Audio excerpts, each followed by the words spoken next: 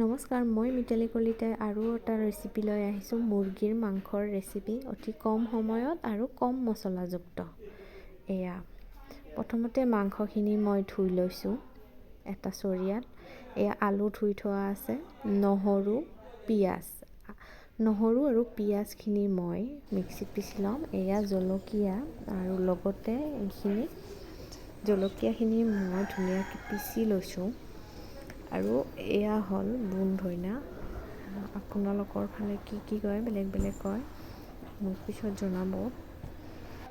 এতিয়া মাংসখিনিত মই পিঁয়াজ আৰু নহৰুৰ যিখিনি মিক্সাৰ সেইখিনি সানি ল'ম ধুনীয়াকৈ। অকণমান জিৰাৰ গুড়ি ল'ম, এয়া 1 চামুচমান হ'ব। 1 চামুচমান দিলেই হৈ যাব, বেছি দিব নালাগে।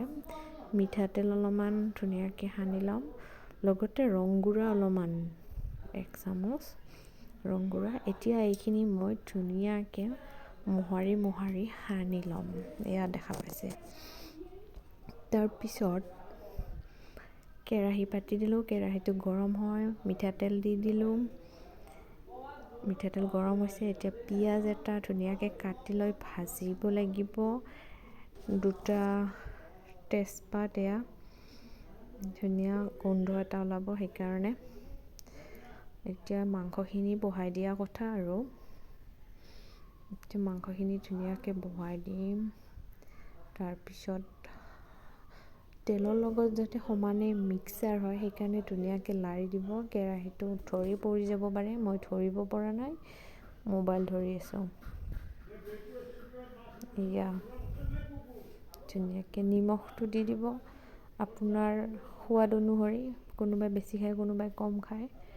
তাৰপিছত ধুনীয়াকৈ মিক্সাৰ কৰি দিব নিমখখিনি। অলপ টাইম ঢাকনি মাৰি দিব যাতে মাংসটো আৰু আলুটো সিজে।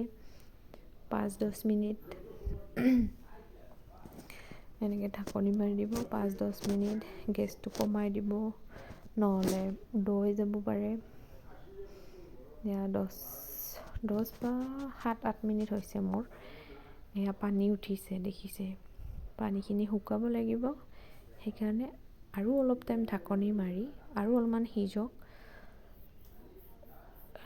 তাৰপিছত অলপ দেৰিকৈ 10 মিনিটমান দেৰিৰ পিছত চোৱাত এনেকুৱা হৈছে, পানীটো নোহোৱা হৈ গৈছে, লগতে আলুটো সিজিছে।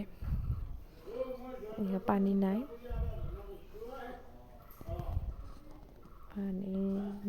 একদমেই পানী নাই। এতিয়া মাংসটো যিমানেই ভাজি থাকিব সিমানেই সোৱাদ হ'ব, কাৰণ বিশেষ মছলাটো দিয়া হোৱা নাই ইয়াত।